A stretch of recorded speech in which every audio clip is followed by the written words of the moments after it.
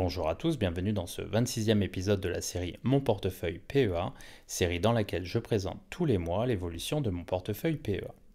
Alors comme nous pouvons le voir, le portefeuille PEA a été valorisé à hauteur de 27 410 euros début février 2022.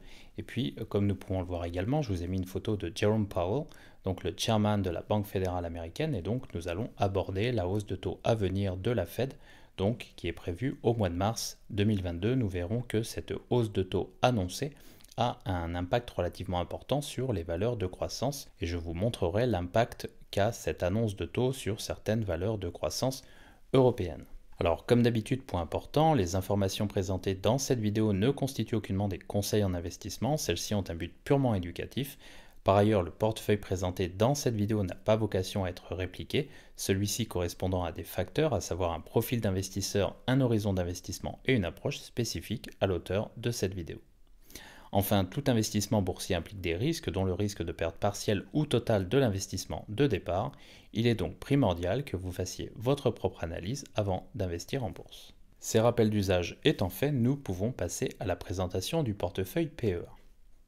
Alors, comme on peut le voir ici, le portefeuille était au 1er février 2022 valorisé à hauteur de 27 410 euros, avec notamment 3 881 euros de liquidités, des liquidités que j'ai bien l'intention d'investir lorsque des opportunités se présenteront.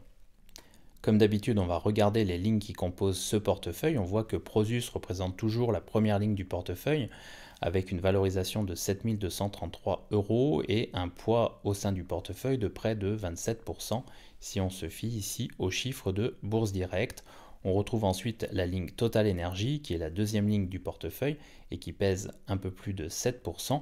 Et puis on retrouve ensuite Danone, Renault, BIC, AB InBev, Nacon, Maison du Monde, Eutelsat, Ontex et SMCP, qui représentent des lignes relativement importantes au sein du portefeuille. Et puis on va retrouver trois plus petites lignes, donc Kinepolis, ligne sur laquelle j'ai pris une partie de mes plus-values il y a quelques mois.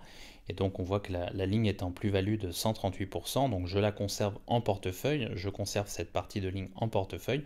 On va retrouver également Ruby, qui est une plus petite ligne et pour laquelle j'ai produit une analyse, donc ça c'est pour les abonnés de la team EIP, j'aurai l'occasion de revenir sur les offres que je propose dans la suite de la vidéo. Et puis on va retrouver Inat Pharma, qui est une ligne extrêmement spéculative, là aussi sur laquelle j'ai eu l'occasion de prendre une partie de mes plus-values et pour laquelle je conserve un reliquat en portefeuille. Bien entendu, ça représente une toute petite partie du portefeuille. Pourquoi? Parce que c'est une ligne extrêmement spéculative. Au niveau des lignes du portefeuille, on voit que Total Energy est l'une des lignes qui performe le mieux en ce moment au sein du portefeuille, puisqu'on voit que cette ligne est en plus-value latente de 31%, auquel il faut ajouter les dividendes, ce qui fait une plus-value supérieure, en tout cas une plus-value latente supérieure à 50% sur la ligne Total Energy, ce qui est le type de rendement que l'on recherche sur ce genre de valeur cyclique. Et je vais avoir l'occasion d'en parler dans la suite de la vidéo en expliquant pourquoi je suis en train d'alléger ma ligne Total Energy. On voit également que Renault se reprend plutôt bien puisque la ligne est en plus-value latente de 22%. De mon côté, je ne compte pas alléger Renault en dessous des 45 euros. On voit par ailleurs que Maison du Monde a plutôt tendance à stagner en ce moment. On voit que la plus-value latente est de 74%. Je suis en réflexion pour savoir si à un moment je ne vais pas alléger davantage Maison du Monde. On note par ailleurs que SMCP se comporte plutôt pas mal également, puisque la ligne est en plus-value de près de 47%. Et puis on voit que Ruby est pas mal remonté depuis que j'ai commencé à construire une ligne sur le titre, puisque j'ai commencé à construire une ligne sur le titre aux alentours des 24-25 euros et que le titre, au moment où je tourne cette vidéo, s'échange au-dessus des 30 euros. Alors parmi les lignes qui ne performent pas très bien, on va retrouver Ontex avec une moins-value latente de 31%. Bien entendu, je n'ai pas renforcé cette ligne dans la baisse. Je conserve pour le moment cette ligne en portefeuille avec des objectifs qui sont supérieurs à mon cours d'achat. Alors au niveau des faits marquants du mois de janvier 2022, on va noter trois choses. Premièrement, c'est que le rendement mensuel du portefeuille est de plus 1,2%, ce qui est plutôt une bonne chose. Deuxièmement, c'est qu'on a une annonce d'un relèvement de taux à venir de la part de la Banque fédérale américaine, donc de la Fed, de la Banque centrale américaine, et donc cette annonce d'un relèvement de taux à venir a entraîné un gros décrochage du Nasdaq Composite ici de quasiment moins 9% donc au mois de janvier. Donc gros décrochage du Nasdaq au mois de janvier, donc à comparer à une performance du portefeuille de plus 1,2%, ce qui est plutôt pas mal au niveau du portefeuille. Alors au niveau du décrochage du Nasdaq, on note que c'est le deuxième plus mauvais mois de janvier de l'histoire pour le Nasdaq et donc bien entendu que ce sera à suivre au cours des mois et des trimestres qui viennent. Parfois on a des très gros décrochages qui commencent comme ça, puis le marché se reprend et puis en fait on passe en bear market à un moment, donc il faudra voir si c'est le cas au niveau du Nasdaq. De mon côté, vous savez que je n'accorde pas beaucoup d'importance à la macroéconomie, que j'ai plutôt une approche bottom-up, c'est-à-dire que je me focalise sur la qualité intrinsèque des entreprises et sur d'éventuelles opportunités, notamment en termes de valorisation. Alors cela ne m'empêche pas de regarder ce que font les banques centrales et notamment la Banque centrale américaine. Pourquoi? Parce que lorsque les banques centrales remontent leur taux d'intérêt, généralement les marchés financiers sont en souffrance et notamment les valeurs de croissance. Et donc ça peut être intéressant de tenir compte de ces remontées de taux au niveau du marché, en tout cas au niveau des banques centrales. Alors comme vous le savez probablement, les banques centrales ont été très accommodantes depuis 2009, notamment lors de la crise financière de 2008-2009, puis en 2012 lors de la crise des dettes souveraines, notamment en Europe, puis de nouveau en 2020 au moment de la pandémie. Et donc les banques centrales ont été très accommodantes sur toute cette période. Elles ont déversé des liquidités, ce qui bien entendu a aidé le marché en général, donc le MSCI World, les indices européens mais aussi les indices émergents, a très bien performé sur cette période. Et donc aujourd'hui, les banques centrales et la Banque centrale américaine notamment est en train de siffler la fin de la partie, ce qui bien entendu a un impact sur les indices ayant le plus de valeurs de croissance, notamment le Nasdaq, et bien entendu un impact sur toutes les valeurs de croissance. Pourquoi? Parce que les valeurs de croissance dépendent de taux d'intérêt extrêmement bas. Lorsque les taux d'intérêt sont bas, l'argent ne coûte pas cher, et quand l'argent ne coûte pas cher, on a des investisseurs qui sont prêts à mettre de l'argent sur la table. Lorsque les taux remontent, bien entendu, il est plus difficile d'emprunter de l'argent. En tout cas, l'argent coûte plus cher et donc ces valeurs de croissance ont tendance à pas mal souffrir. C'est ce qu'on a vu au cours du mois de janvier avec un fort décrochage du Nasdaq et des valeurs de croissance non rentables, notamment le fonds de Cathie Wood qui a perdu près de 70% de sa valeur depuis les derniers plus hauts. Alors une fois qu'on a dit ça, on n'a pas tout dit. Pourquoi? Parce qu'on a des prix de l'énergie qui sont en train de revenir sur des plus hauts, notamment le pétrole, mais aussi le gaz naturel. Et donc on a des valeurs dans l'énergie de type Total Energy qui sont en train de très bien performer. Et donc de mon côté, je profite de cette surperformance des valeurs de l'énergie pour alléger ma ligne Total Energy. Et donc vous verrez que j'ai réduit encore ma ligne Total Energy et que je compte continuer de la réduire. Et je vais bien entendu expliquer pourquoi. Alors on passe justement à cet allègement sur ma ligne Total Energy. Vous voyez que j'ai réduit cette ligne de 9 actions et donc j'ai procédé à une vente partielle de Total Energy à un cours de 50,65 euros avec une plus-value de 54%, dividende inclus. Et donc mon objectif sera d'alléger progressivement cette ligne entre 50 euros et 65 euros. Pourquoi? Tout simplement parce que lorsque vous avez une valeur de type Total Energy, c'est une valeur qui oscille généralement entre 35 et 60 euros. Et donc, bien entendu, si les cours du pétrole venaient à atteindre, comme on l'entend ici et là, 140 $ ou 150 $ le baril, ce qui est tout à fait possible, on aurait un total qui pourrait atteindre un cours d'environ 65 euros, peut-être 70 euros, mais guère plus. Généralement, ce qui se passe ensuite, c'est que les cours du pétrole reviennent sur des niveaux beaucoup plus raisonnables.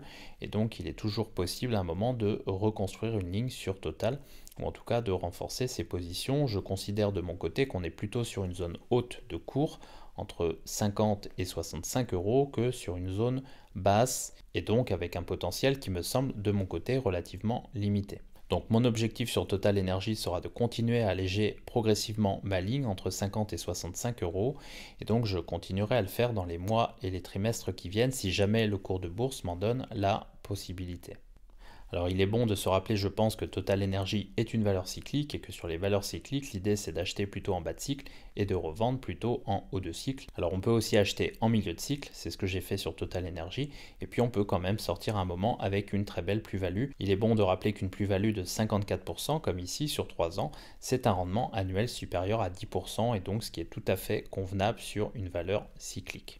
Bien entendu, si les cours du pétrole venaient à rechuter ou si Total Energy venait à redescendre sous les 35 euros, je pourrais éventuellement reconstruire une ligne sur Total Energy ou renforcer mon reliquat si jamais j'ai un reliquat sur Total Energy. Alors justement, sur le pourquoi je suis en train d'alléger ma ligne Total Energy, on voit que Total a réalisé des bénéfices records cette année. Je vous ai mis ici un article des Échos sur lequel on peut lire Total Energy dégage un bénéfice au plus haut depuis 2007. Ce qui veut dire qu'on est plutôt sur un haut de cycle, même si l'an dernier on était plutôt sur un bas de cycle, en tout cas il y a 2 ans on était plutôt sur un bas de cycle avec des pertes relativement importantes pour Total, des pertes de l'ordre de 7 milliards de dollars contre des bénéfices aujourd'hui de 16 milliards de dollars. Donc on peut lire dans cet article que le pétrolier tricolore a publié un résultat net de 16 milliards de dollars en 2021, ce qui est énorme, un niveau qui n'avait pas été atteint depuis près de 15 ans. Alors je ne sais pas à quel cours le baril de pétrole pourrait s'arrêter, je pense de mon côté qu'on peut aller chercher les 120 dollars le baril, ce qui nous donnerait un cours de bourse d'environ 65 euros sur Total.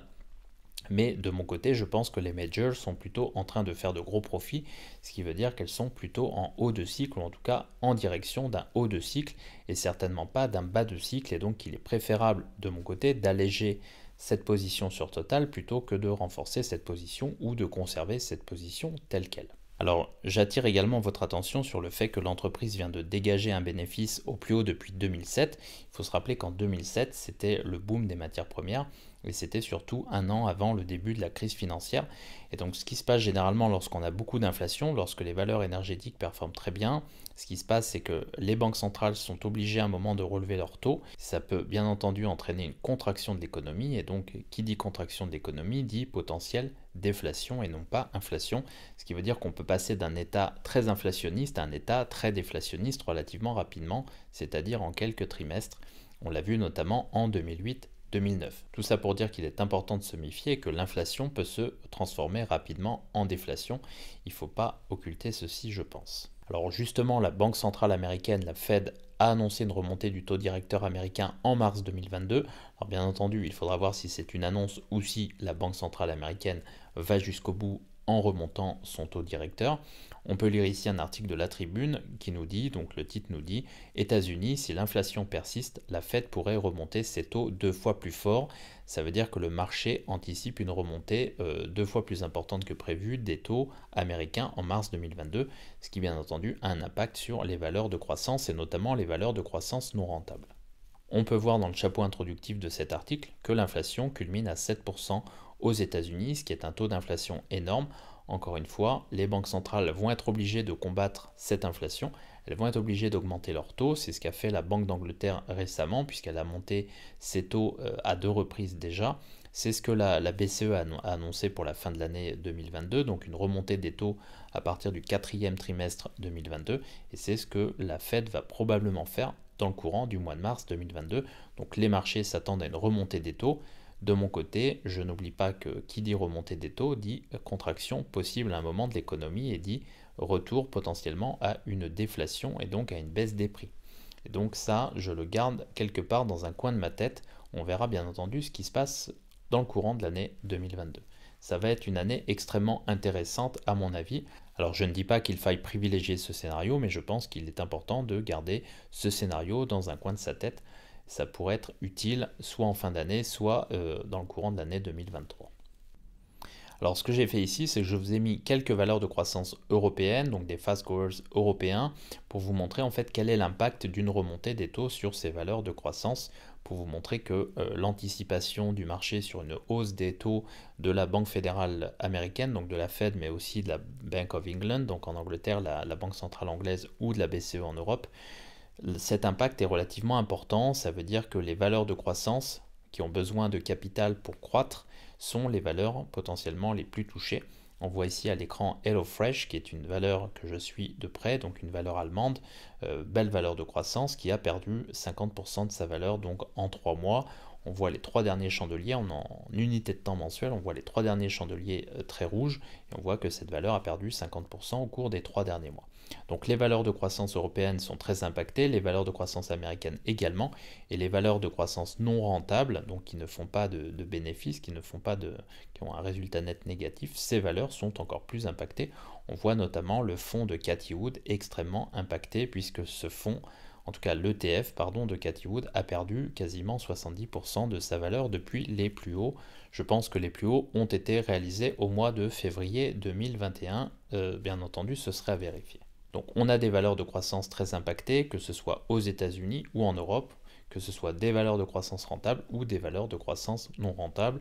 Donc HelloFresh est une valeur de croissance rentable, mais une valeur en très forte croissance qui a bénéficié bien entendu de la pandémie, qui est en train de corriger très fortement et qui est impactée par l'annonce de hausse des taux des banques centrales, et notamment de la Banque centrale américaine.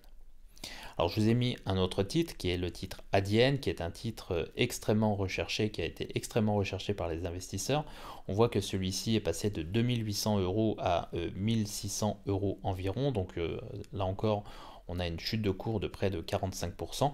On voit surtout que techniquement, on a ce qui ressemble à un double top, éventuellement à une figure en épaule-tête-épaule, avec des objectifs beaucoup plus bas. Lorsqu'on regarde la valorisation, donc au niveau des fondamentaux, on voit que la valorisation est potentiellement excessive sur ce titre. Et donc de mon côté, je m'attends à une rechute du cours en dessous des 1200 euros, potentiellement en dessous des 1000 euros, donc éventuellement un retour en dessous des 1000 euros par action. Je vous ai mis également Evolution Gaming ou Evolution AB, c'est pareil, un titre coté en Suède. On voit que le titre est en grosse souffrance également, puisqu'il a perdu quasiment 50% de sa valeur depuis les derniers plus hauts. Je vous ai mis le titre Soitec, qui a au passage une crise interne qui n'aide pas. Donc c'est pareil, on voit que ce titre a fortement chuté au cours des 3 derniers mois. Il suffit de regarder les 3 derniers chandeliers. C'est la même chose pour Sartorius Stedim Biotech, donc une très belle valeur de croissance qui est en train de fortement corriger puisque le cours est passé de près de 550 euros à moins de 360 euros. Donc c'est pareil, on regarde les 3 derniers chandeliers, on voit que la chute a eu lieu au cours des 3 derniers mois, donc une chute extrêmement rapide qui est liée bien entendu à l'annonce de remontée des taux des banques centrales et notamment de la Banque centrale américaine. C'est la même chose pour un titre comme Zalando. Donc ici, on est en vue logarithmique. Bien entendu, de mon côté, je m'attends à un retour au niveau du support oblique en bleu pour Zalando. Une valeur de croissance qui est bien entendu en forte souffrance comme toutes les valeurs de croissance actuellement. On peut voir que c'est la même chose sur un titre comme ASML Holding, que tous les gérants essaient de rentrer en portefeuille en Europe. On voit que le titre est en train de fortement corriger. C'est tout à fait normal au regard de la hausse du titre. On voit qu'en mars 2020, le titre oscillait aux alentours des 200 euros. On voit qu'il est monté à 800 euros quasiment. Bien entendu, il est normal que le titre corrige. Ce titre, encore une fois, est impacté, entre autres, par la remontée des taux annoncés par les banques centrales. Enfin, je vous ai mis une valeur de croissance européenne non rentable, Delivery Hero. Et donc on peut voir que cette valeur de croissance non rentable est très fortement chahutée par le marché. On voit les 3 derniers chandeliers, c'est la même chose, donc en unité de temps mensuel, on voit que ceux-ci sont extrêmement baissiers avec un cours de bourse qui est passé de quasiment 150 euros par action à moins de 50 euros par action, donc très forte chute du titre Delivery Hero. Alors bien entendu, on peut s'attendre à un moment à un rebond relativement important sur ce genre de valeur. En tout cas, d'un point de vue technique, ce qu'il est important de regarder à mon avis, ce sont les fondamentaux de ces entreprises et notamment les multiples de valorisation pour savoir si on a envie d'avoir ces entreprises à ce cours en portefeuille. De mon côté, je garde un œil sur plusieurs de ces valeurs qui, je pense, pourraient être intéressantes à plus long terme. Alors si vous le souhaitez, vous pouvez toujours parcourir tous les détails de mes portefeuilles PEA et CTO en accédant à mes fichiers privés Google Sheet. Il vous suffit d'entrer votre adresse email donc sur le site internet que vous trouverez sous la vidéo. Et puis pour ceux que ça intéresse, vous pourrez retrouver différentes offres sur mon site internet. L'une d'entre elles étant l'offre Team EIP dans laquelle je propose notamment 2 analyses par mois. La dernière étant l'analyse de Ruby que j'ai déposée il y a quelques jours. Alors, je passe très rapidement à la Google Sheet. Donc, on voit que le portefeuille est en hausse de 23,07% depuis le lancement donc en janvier 2019. On voit que la plus-value latente totale est de 5136 euros. Et puis, on voit que les dividendes reçus correspondent à 809 euros depuis l'ouverture du PEA. On voit que les apports totaux représentent 22 270 euros. Donc vous pourrez retrouver tout ça sur mon site internet épargne-investissement-et-patrimoine.fr. Et puis je vous ai mis ici comme d'habitude les différentes plus-values et moins-values réalisées sur le PEA. On voit que la dernière plus-value est de 31% donc sur Total Energy. Bien entendu, la plus-value qui est ici n'inclut pas le dividende. Elle est de 54% lorsqu'on inclut le dividende. On retrouve ici, comme d'habitude, les versements de dividendes. Donc on voit qu'on n'a aucun versement de dividendes en février. On a eu 33 euros au mois de janvier et puis j'ai modifié ici les versements de dividendes sur Total puisque je suis en train d'alléger ma position et donc je les mettrai à jour à chaque fois que j'allège la position. Au niveau de l'allocation du portefeuille, on voit que les liquidités représentent désormais 14,2% du portefeuille. Donc les liquidités sont en hausse. Pourquoi? Parce que je continue à procéder à des apports mensuels et puis que j'allège certaines positions. Pour le moment, j'ai 3 881 € de liquidités que je compte réinvestir dans des opportunités si celles-ci se présentent dans les mois qui viennent. On voit que Prosus représente toujours une part très importante de mon portefeuille puisque Prosus représente 26,3% du portefeuille en gardant à l'esprit que je procède à des apports mensuels sur le portefeuille et donc que cette surexposition à Prosus va avoir tendance à diminuer au fur et à mesure de mes apports. Renault représente 6,4% du portefeuille, Total Energy représente 7,6% du portefeuille malgré mes allègements. On voit que la position, en tout cas que la ligne Total Energy représente une ligne toujours importante du portefeuille. On voit que Danone représente 7,1% du portefeuille, que Maison du Monde représente 5,2% du portefeuille, que BIC représente 5,8% du portefeuille, Eutelsat 4,9%, Ontex 3,9%, AB InBev 5,8%, Kinepolis 1,8%, Inat Pharma, toute petite ligne très spéculative, donc toute petite ligne 0,6% du portefeuille, SMCP 3,6% du portefeuille qui performe relativement bien pour le moment, Nikon 5,4% du portefeuille et Ruby 1,6% du portefeuille avec un rendement relativement important au cours des dernières semaines. Au niveau de l'allocation à la Peter Lynch, on voit que les fast growers représentent toujours 40% du portefeuille, on voit que les stalwarts représentent 15% du portefeuille, que les cyclicals représentent 15% du portefeuille environ, que les turnarounds représentent 16,2% du portefeuille, que les asset plays représentent 2,8% du portefeuille et que les slow growers représentent ici 14,2% du portefeuille. Alors mon idée dans les mois qui viennent, c'est d'essayer de trouver un nouveau fast grower à rentrer en portefeuille, si possible un fast grower de qualité, et puis également trouver un stalwart de qualité à rentrer en portefeuille. Bien entendu, mon idée est d'avoir des valeurs extrêmement qualitatives au niveau des fast growers et extrêmement qualitatives au niveau des stalwarts. Donc l'idée c'est d'avoir 40% de fast growers extrêmement qualitatifs et également 20% de stalwarts extrêmement qualitatifs. L'idée pour moi, comme Peter Lynch, ce sera d'avoir un portefeuille extrêmement qualitatif au niveau des fast growers et des stalwarts, donc au moins 60% du portefeuille extrêmement qualitatif, et je m'accorderai peut-être d'ailleurs la possibilité de monter jusqu'à 70% de valeur qualitative entre les fast growers et les stalwarts au sein du portefeuille pour ne conserver que 30% de valeurs moins qualitatives qu'on va retrouver dans les valeurs cycliques, dans les turnarounds, les asset plays et les slow growers. J'aurai bien entendu l'occasion de revenir sur ce point dans de prochaines vidéos. Alors comme d'habitude, je vais terminer cette vidéo avec une question à destination de la communauté. Il est toujours intéressant d'avoir des échanges entre les uns et les autres sur les questions que je pose ici. Alors bien entendu, n'hésitez pas à mettre votre réponse sous la vidéo. Ma question est la suivante. Au cours des 10 prochaines années, pensez-vous que le S&P 500 a plus de chances de générer en moyenne 20% de rendement par an, 10% de rendement par an, 0% de rendement par an ou moins 5% de rendement par an? Alors bien entendu, mon idée c'est de savoir où vous vous placez par rapport à cette question, c'est-à-dire est-ce que vous pensez que le marché américain, donc le S&P 500, va continuer à très bien performer au cours des 10 prochaines années, ou bien est-ce que vous pensez que le plus gros de la hausse est fait, donc que le marché américain va plutôt moyennement performer ou mal performer au cours des 10 prochaines années? Alors cette question m'a été inspirée par un commentaire que j'ai lu sous l'une de mes vidéos sur lequel on pouvait lire qu'il était préférable d'investir dans un Nasdaq 100 plutôt que de faire du stock picking. Pourquoi? Parce qu'on pouvait espérer un rendement de 20% par an avec du Nasdaq 100. Et donc j'aimerais bien connaître votre avis, alors pas sur le Nasdaq 100, on va prendre un indice un peu plus large. Le S&P 500, est-ce que vous pensez qu'on peut continuer à avoir des rendements comme on les a eu ces dernières années et même au cours de la dernière décennie, à savoir des rendements proches de 20% par an éventuellement, 10% par an, ou alors des rendements beaucoup plus faibles.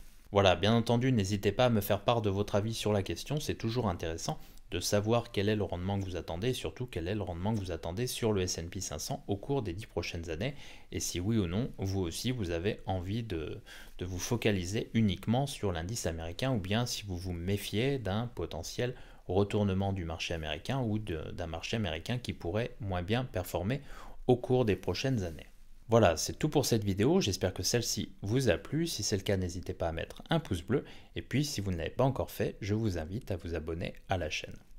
En attendant, je vous dis à très bientôt pour de nouvelles vidéos. Allez, merci.